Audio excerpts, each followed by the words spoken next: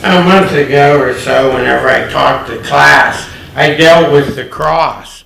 And the idea of what we dealt with, there was lessons from the cross, and there was lessons to the cross.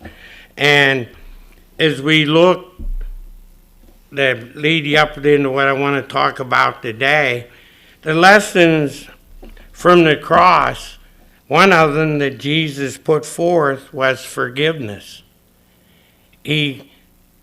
Sometimes, I don't know you, what do you think of, Emily, when you think of the cross?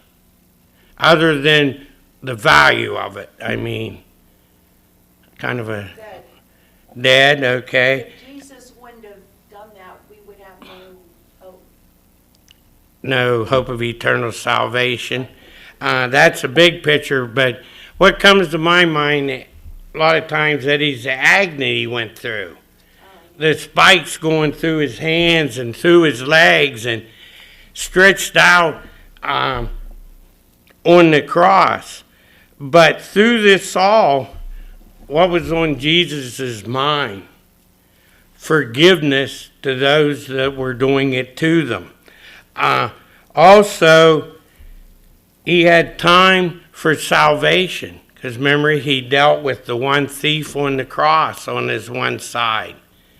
And as he talked to the thief, and the thief was responsive to Jesus and recognized him as Lord and Savior.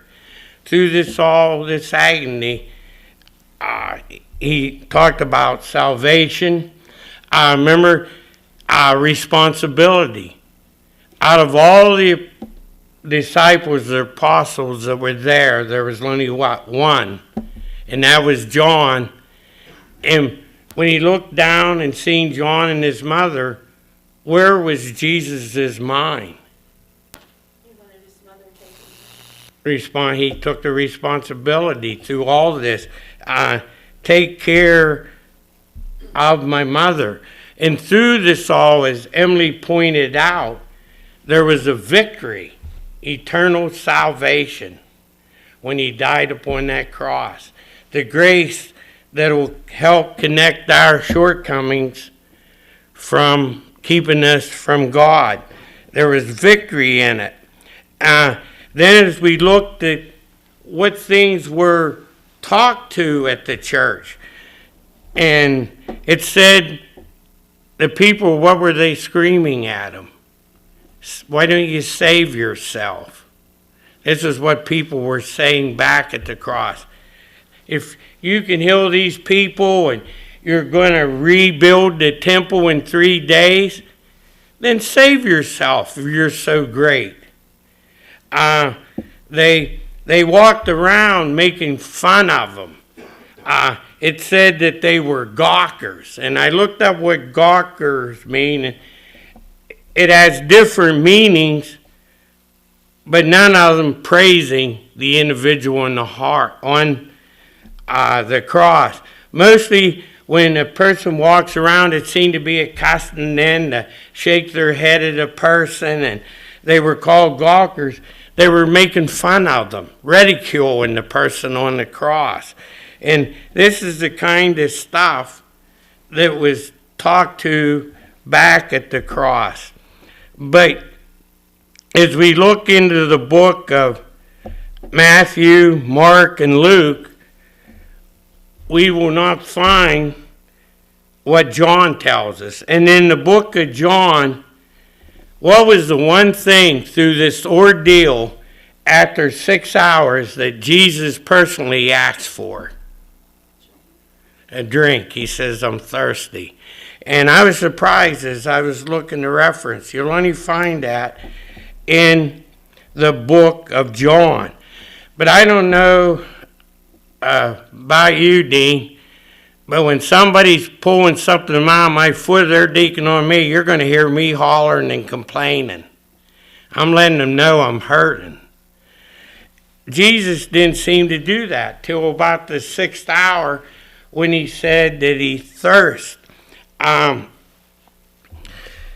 He was more interested in taking care of his mother, saving people, talking to his Father concern forgiveness those that put him upon the cross. But Jesus actually, many times we talk, and when God sent Jesus down here, he became man.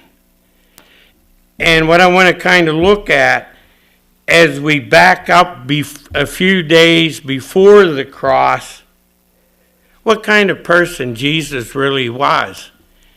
Sometimes, at least in my mind, you think, well, this is the Son of God. He really didn't hurt like I hurt, or he really didn't have feelings like I have. But if you look at the days before the cross, Jesus at that point was no different than you and me. We look at the Garden of Gethsemane when he was in the Mount of Olives and he decided he needed a break. He was physically wore out. And he took with him Peter, John, and James and went into what they call the Garden of Gethsemane. And he told them to wait outside on him. And what did Jesus do? He went in there and prayed. And this was not an easy thing for Jesus, being even the Son of God. Because in Luke, the 22nd chapter, in verse 44, it said as Jesus got down on his knees, he prayed so hard, what kind of sweat dropped off of him? Blood. I mean, this man was feeling pain. They say that he prayed so hard that his sweat had become his blood. And once again, I think one of the biggest hurts to Jesus while he was there and leading up to the Garden of Gethsemane, he was praying to his Father and worrying about his disciples, that God would take care of them. But at the same time, he was so concerned about himself. If it's all possible, God, can you remove me from this? Can we do it another way? And God let him know that this is the way it had to be done. And Jesus was willing to accept it. A lot of times when we quote John 3:16, for God so loved the world, he gave his only begotten Son. Also in that verse, we need to remember what Jesus done. If God would have answered that prayer and took all this agony from him, it would not happen. But I think God put the value upon our salvation. That is one reason why he didn't leave his Son off. But here's a man that was so concerned what was going to happen to his friends, what was going to happen to him, that he actually had sweat as blood. I mean, he had feelings. He hurt like you and me hurt. Look at Lazarus. We were always told to learn a verse every week, and I always like to learn John 11:35. Jesus wept. That was a very easy one to learn. But that verse is a short verse, only 2 words, but it carries a lot of emphasis. Jesus wept. He cried. He was hurting because he cared about people. As we look at the book, what made him weep, he was away from the city and he gets a message or whatever to him, however they got it to him, from Mary, one of Lazarus' sisters, that her brother was dying. And remember even what Jesus' disciples said. We're not going to go back there. We almost got stoned. We almost got killed. And Jesus says we are going back. And he said to his disciples, I think to try them, he says, I got to go back because what? Lazarus is what? Sleeping. And so what do his disciples say? Well, he'll eventually might wake up. Why go back and risk our lives for a guy that's sleeping? Then Jesus finally let them know that it was a death sleep. And as he heads back, with Lazarus being dead, and he kind of took his time. And the reason, if you look at the scriptures, he didn't want people saying this was a hoax. That Lazarus was actually just sleeping, and I woke him up. Remember, by the time he gets back, Martha runs out and meets him away from her house, and then she sends a message for Mary to come out. And there was a reason for this. There was a lot of Jews there mourning with Mary and Martha. And the ones that were there mourning said, hey, let's follow Mary because she's going to go to the grave to mourn and we'll be with her. Why do you think, Emily, that it didn't take place at the house? Wouldn't it be because the people followed Mary and they're going to be actually at the grave to physically see the resurrection of Lazarus?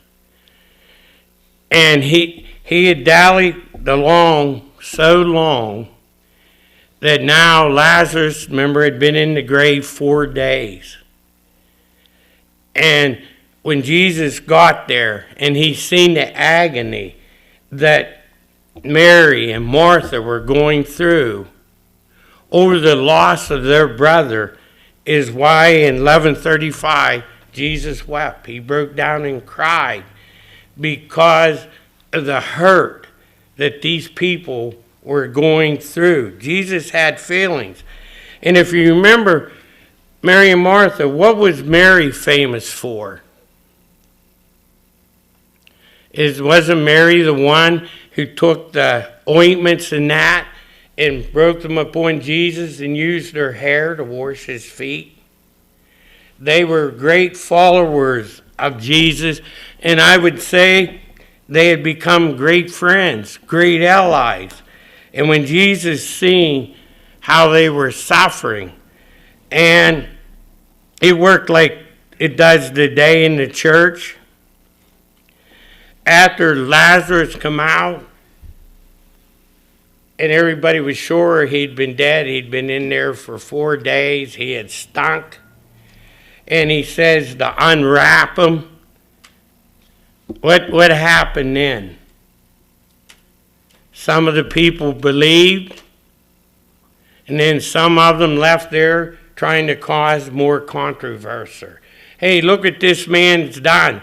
He's wretched. They think he's great. He's a king. We got to do something about him. But what we want to look at, Jesus had feelings. He cared about his mother upon the cross. He cared what was going to happen to his disciples. And when he seen Mary and Martha at the sadness, at the death of their brother, Jesus wept. And then, as we look into Luke, the 19th chapter, and starting down, dealing with verse 41 to about 45, Jesus,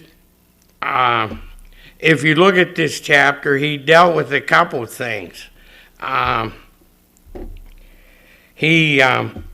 Zacchaeus took place. Remember, we learned a song as kids, a wee little man was he. He climbed up in a tree to see what the Lord, And we read about Zacchaeus and so forth, different stories. But as he moves into the 41st verse, Jesus once again weeps, cries physically. Why did he cry? He was able to help Lazarus and take away Martha and Mary's pain, but he had preached so much to Israel and to the Jews, and Mike, they rejected him. And this is what he's weeping over, because now he starts to tell them what's going to happen to Jerusalem. There won't be a stone that's not unturned. How they are going to suffer and how they are going to die. And this, I guess, in a way is a physical thing, but he wept because he had feelings because they would not listen. I guess we've made our parents weep, and my kids have made me weep, Eddie. Sometimes when you see what's going to happen to them and they don't listen. And this is what Jesus, he knew what was in store. And he wept about it. Then also he dealt with Zacchaeus in this chapter. But what did he do next? After weeping over Israel, he went into the synagogue and chased the money chasers out. So a lot takes place in Luke the 19th chapter. He said, "You've turned my synagogue, my place of worship, into a den of thieves." As we look, the feelings that Jesus had, he paid more than, sometimes we think about Jesus, the price he paid was the nails going through his hand. But instead, he suffered more in many ways because he was a loving, caring person. As it says in the Bible, when one is saved, the angels in heaven rejoice. And I wonder yet today, as Jesus looks down, knowing what all he went through, and people do not want to accept him, I would say it also today would make him feel like a weeping person. But as he hung upon the cross, great teachings came from it, but there was a lot of people who should have been there who were not there. One of them was Judas. And why was not Judas there? He betrayed him, and at this time had went out and committed suicide. And Judas was I'd say blessed and a man that had privilege. Back at the time that Jesus physically walked upon this earth, wouldn't it have been a great privilege to know Jesus as Judas known him, to eat with him, and to do things? Lots of times I have people ask me, I've worked for different individuals where people stand 8 hours, Emily, to get an autograph. And I'll have people say to me, "Mike, what are they like?" Or "What is it like to go stay at their place?" And to them, and it's a great privilege how I got to know these people. But also I paid the price.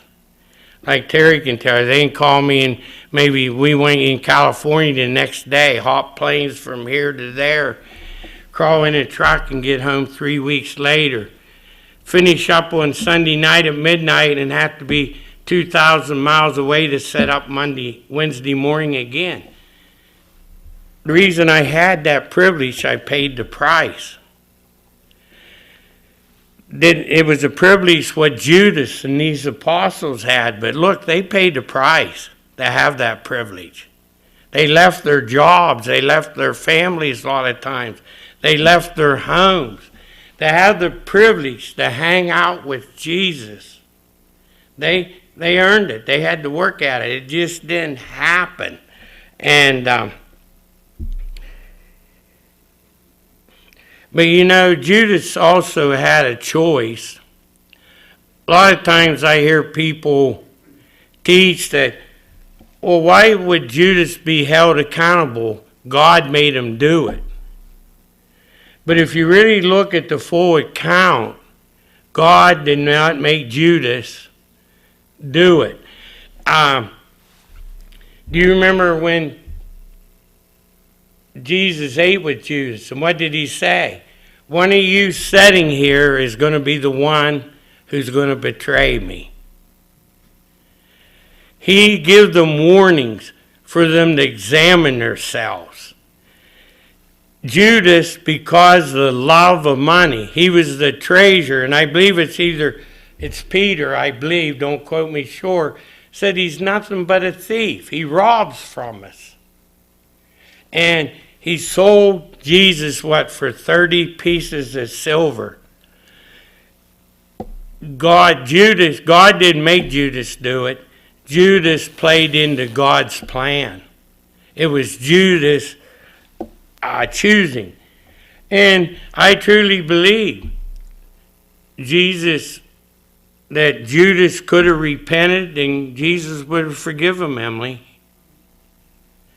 But Judas knew what he did was so bad because he'd had many privileges with Jesus and with his apostles and his disciples.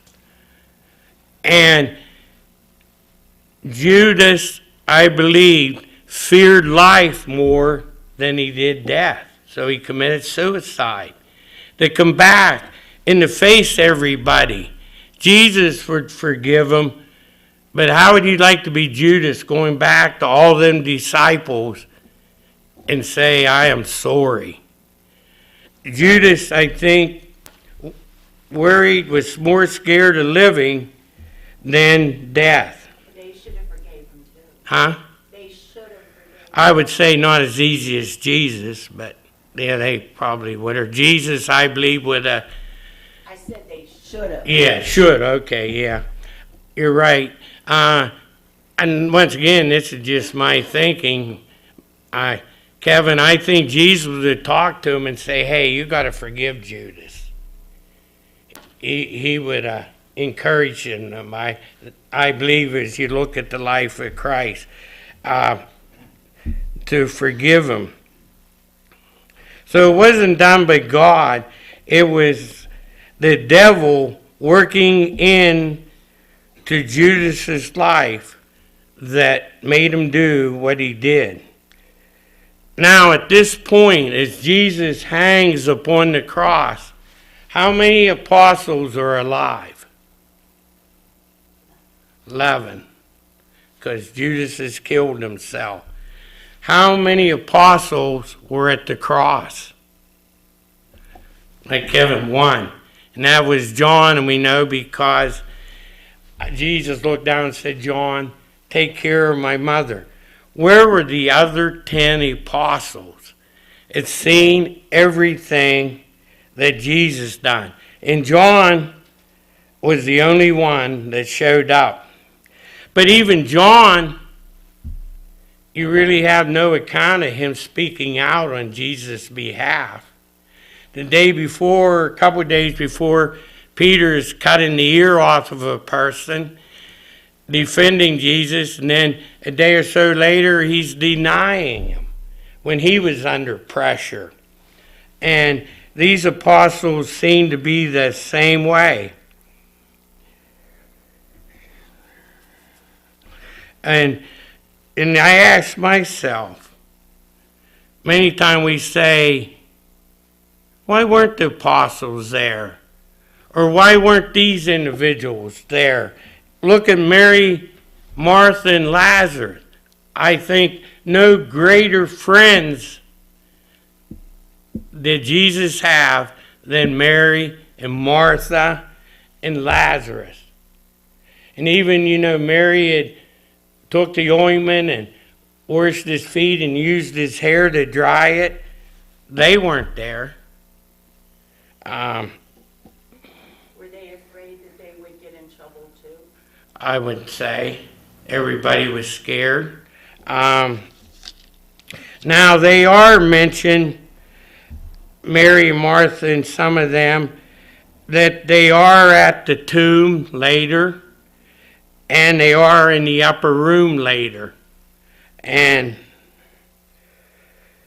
sometimes, as I looked at Jesus' life, and we can even look at our personal life, sometimes the people that we are the closest to, family, friends, whatever, we have the less influence over them.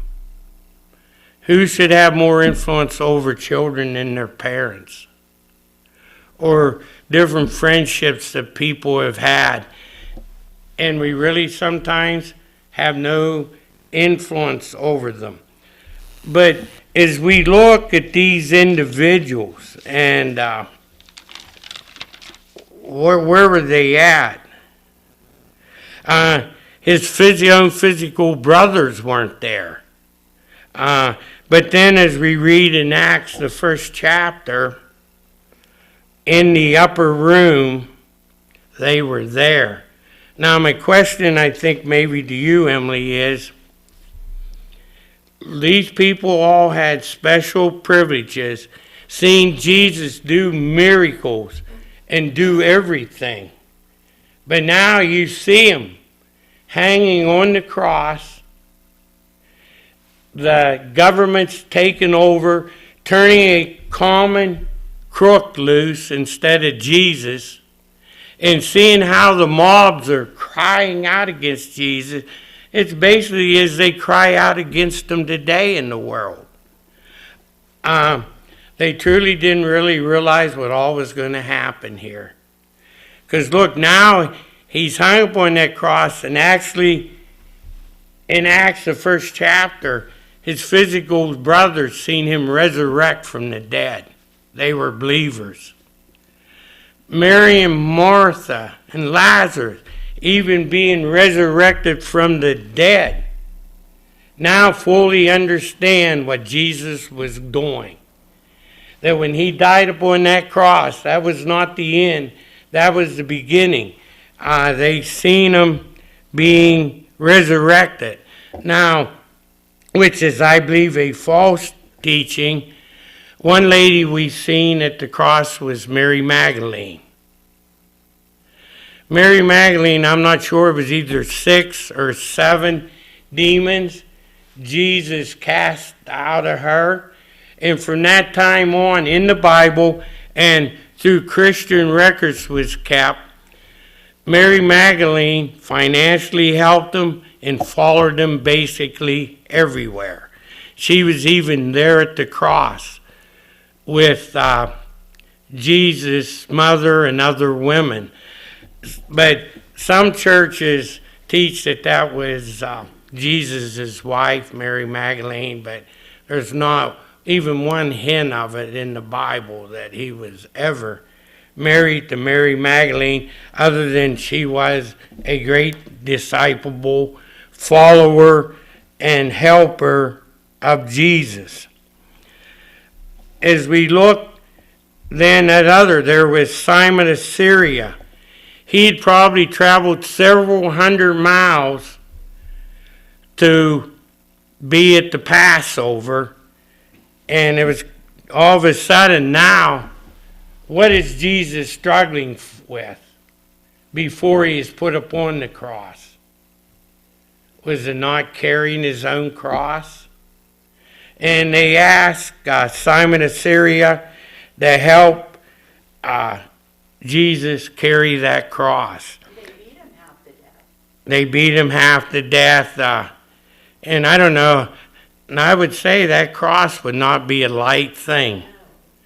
I'm going to guess it had to be, I don't know, I've lifted beams. It could weigh, maybe, Kevin, I don't know, 300-400 pounds or more. But you know what? Here was a person who had come to the Passover, and when he was asked to help Jesus, he wasn't afraid. He stepped up and helped carry the cross, because I would still think as Jesus is going up there, the people mocking and making fun, and the fear of physically being hurt for helping Jesus. But Simon stepped up to the plate and did what he had to do. You know, many times, and it's been the background and even the church here in Summerville, going back 100 years or so, if it wouldn't be for women who endured, there'd be no church here today. But the women at the cross, they didn't run. They stood pat. There was a lot of women, as you look at history and the verses in the Bible, who stayed there. They didn't run. They showed care. They showed deep feelings. They showed emotions for Jesus. And they even put their emotion and their deep feelings into work, because they showed up to do what? Help give Jesus a proper burial.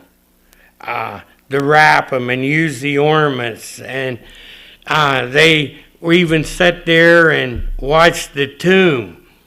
And one thing concerning Mary Magdalene, was she not the first one to see Jesus after he resurrected? And he told Mary Magdalene to keep your distance. I haven't descended yet. Don't touch me. This kind of shows the greatness. The follower of Mary Magdalene, she stayed at the tomb. Like, you know, a lot of times I know people where loved ones die and they don't want to leave the cemetery. They want to stay near their loved one and mourn. And Mary Magdalene was there. Even when ones like Peter were denying, Mary stepped forth. It's hard to even grasp what it would be like to live in the same house with Jesus. We have records of history. But back at everything that took place, they were having trouble grasping the whole picture. And that's why probably a lot of them weren't at the cross. But I kind of asked myself, many times we looked, and where were these 11 apostles? Where were all the people that he healed? The lame that walked, and the blind who seen, and the dead that were resurrected. Where were they? Weren't there. But let's put ourselves in their place. Even if we had the privilege to be around Jesus and see some of them miracles, and see the government that turn upon him, and people being killed if you were a follower of Jesus. And as he hung upon that cross, would we been like them and not understand the full picture? Or would we be home, which I'm kind of going to look at myself, I probably might be with them, hid in my house somewhere. Here, you know, I've followed you, Jesus, and I've been around you, and they're hawking, you're making fun of you, and you won't come down off that cross. This is a dangerous place to be. You know, I'd probably, you know, if there was a policeman out here in the street and there was 50 terrorists coming after him, I bet you about all of us would take off the other direction for fear of our lives. And I look at my own life. It took a real belief and a real follower to follow Jesus. Now, after he resurrected, they started to then, like his own brothers were in the upper room, they started to understand. And a lot of times, as Jesus hung on that cross, and we hear it many times about the thief on the cross. that he wasn't baptized and that he was saved? First of all, you got to look at a couple of things. We don't know the full picture. That Jesus, first of all, lived and died under the old law. The church wasn't established till Acts, the 2nd chapter, where 3,000 souls obeyed the gospel. A couple different places in the Bible, Jesus said, "Don't you think, Emily, I have the ability to heal you? That I have the ability also to save you? I can say you were saved." He had that power. He lived under that law. But even look at that. The thief, Kevin, seemed to know Jesus. He called him Lord, and he spoke to him. And remember, when all his disciples are being scared, and even the other thief is making fun of Jesus, what does the other thief do? Ridicule the other thief. Now, don't you think all the people don't see this, that he's sticking up for Jesus? Could he have repented too? He did there. He asked Jesus. He said, "Save me." And he says, "I know what I have done wrong, and I should pay the price that I'm paying. But you, Jesus, have done nothing wrong." But also, where the thief come, a lot of these cities that Jesus went into, they baptized a lot of people. You don't even know. This is just maybe the thief was baptized.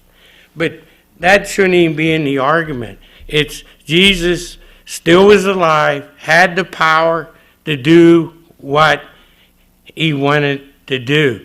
But he also told us to believe, repent, and be baptized for remission of our sins. That's what he told us. He didn't say to any of us today, "Be with me tomorrow in paradise." He told his disciples to go out, teach, preach, and baptize for the remission of sins. This is what Jesus taught and what took place on Acts, the 2nd chapter, on the day of Pentecost, when they preached and 3,000 souls were baptized, and such as were being saved were added on to the church daily. So he was willing to confess Jesus. And then we look at some other individuals. Look at Nicodemus. He was a Pharisee. He was a big in the Sanhedrin. He was way up. He was a powerful man. And he come to Jesus by night. And remember, he said, "What must I do, Jesus?" And Jesus said, "You must be born again." And remember, then he asked, "How can I once again go into my mother's womb?" And he said, no, he was talking of a spiritual birth. And Nicodemus laughed. Now, I truly believe that I think down the road, Nicodemus was born again. Because when everybody was hiding under rocks, Joseph of Arimathea and Nicodemus come forth, and they spoke out very boldly that they wanted to take care of Christ's body properly. Also, we read in Nicodemus, through these trials when they were getting ready to crucify Jesus, he tried to stop them. Whoa, whoa, whoa, brethren. This man deserves a fair trial. He tried to stop the lynch party. And he shows up there, and, you know, if he, maybe he stayed hid some from his position, but Nicodemus did show up, and he spoke boldly about properly taking care of Christ's body. Do I have any proof what he did other than many times we know a person might by their fruits? And all his fruits seem to lead to, because he even stood up before the council, and history shows that he was removed for it, saying you can't do this to Jesus. He's got to have a fair trial. And if he was willing to stand up like that, he was willing to stand up when all the disciples were running to get the body of Christ, I would surely think he took care of his being born again. But either way, that's between him and God.